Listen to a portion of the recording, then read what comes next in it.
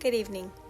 This is a topic that is hard to talk about for many, and most of us would say that we have experienced or have witnessed bullying, either being bullied ourselves or watching others be bullied, and suicide, the effects of bullying, and what suicide has as a part of bullying. What is bullying? There are various types and forms that bullying can take. According to stopbullying.gov, there are 7 different types of bullying that have been reported, and these include being the subject of rumors or lies, being made fun of, called names or insulted, pushed, shoved, tripped, or spit on, leaving out or excluded from something, threatened with harm, others tried to make them do things they did not want to do, or property was destroyed on purpose. This is heavy and hard things to talk about. Another wave of some statistics is staggering, honestly, is that about 20% of students ages 12 through 18 experienced bullying nationwide.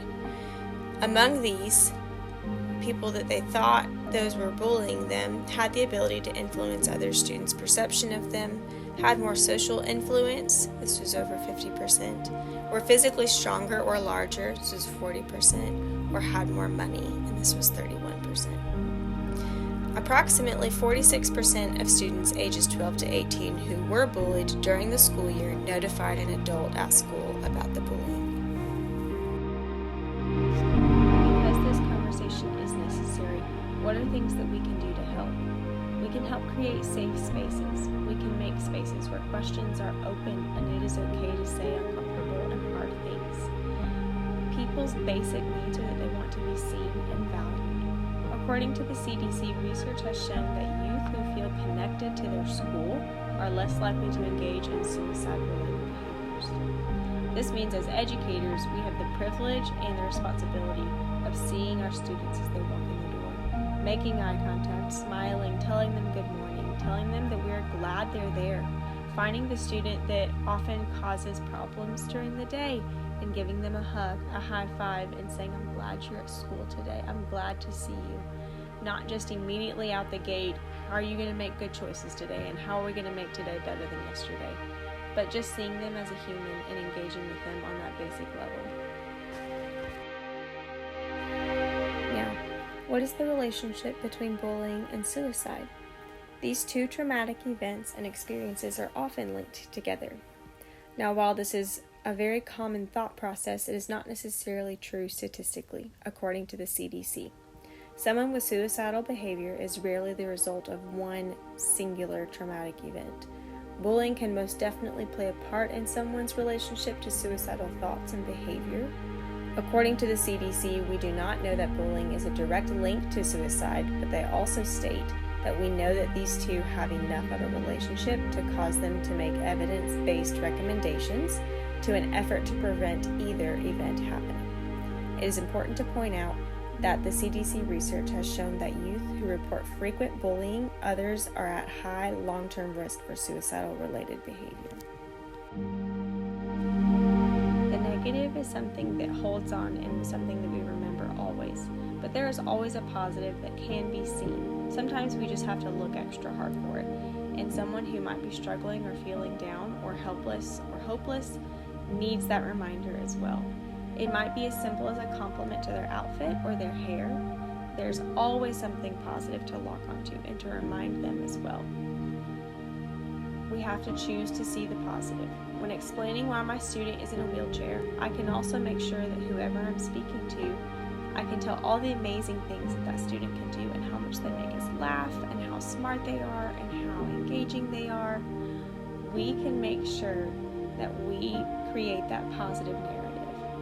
What makes our students so much fun to hang out with. And these are not lies, these are not making things up, these are the truth and ways to see the world and choosing to see it through that lens. We just have to choose to see them. What are signs that we can be watching for to see if a child might be being bullied? Some of these could include, but are not limited to, unexplainable injuries, lost or destroyed clothing, books, electronics, or jewelry, frequent headaches or stomach aches, or feeling sick or illnesses, changing in eating habits, difficulty sleeping, or frequent nightmares, declining grades, loss of interest in schoolwork, sudden loss of friendships or avoidance of social situations, feelings of helplessness or decreased self-esteem, self-destructive behaviors such as running away from home, harming themselves, or talking about suicide. If we know someone who is in serious distress or danger, do not ignore the problem. Help them right away. We need to learn to lean into these situations and not be afraid of them. Step in and learn to ask the hard questions that make us uncomfortable. One of the main reasons that students with disabilities could be at a higher risk for being a target for bullying is their lack of peer support or friendships and relationships. We as the educators get to come alongside and create and build bridges for those peer relationships and friendships.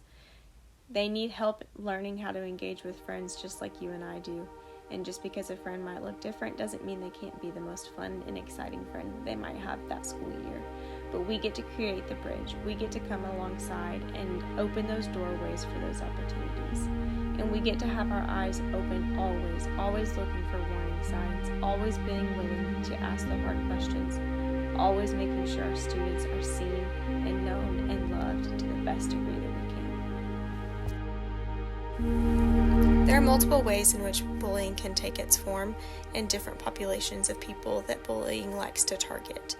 One of the main populations that bullying can target and can be a very vulnerable target for bullying is people living with disabilities, specifically students in the school system. Research has shown that lack of peers and friends is a large part of this. It is difficult for students with disabilities to form relationships. They either cannot engage in the same activities physically, cognitively, perhaps are not on their grade level, or social interactions are incredibly difficult and complicated for them. 95% of 6 to 21-year-old students with disabilities were served in public schools in 2017. While this is something that needs to be talked about, we need to acknowledge that it is hard for many people to engage in this conversation. It is incredibly heavy, and many people have their own personal experiences with this and are triggered by the conversation, certain words, or the reminders of their personal experiences. With this assignment, I had to interview with several people, and a few honestly did not want to interview because it was going to be triggering for them to talk about their experiences. It was not something they were ready to do, and that was not something that we can get to push them to do. So stepping into this space means leaning in and asking hard questions, but also remembering that these are real people with real experiences and being gentle and kind in how we engage with them. This is a massive percentage of the population of students living with disabilities, and they are attending our public schools. Now, out of that percentage, how many of those students had peer friendships or groups of people to interact with? Probably the number is heartbreakingly small. What can we do? Different roles allow for different approaches. As an educator, I have the privilege of opening doors to help mold peer friendships. Especially at a young age, students have many questions. They want to know why that boy is in a wheelchair, or why this little girl wears a headband all the time. Or when they do talk to one of my students, why my student usually won't answer back.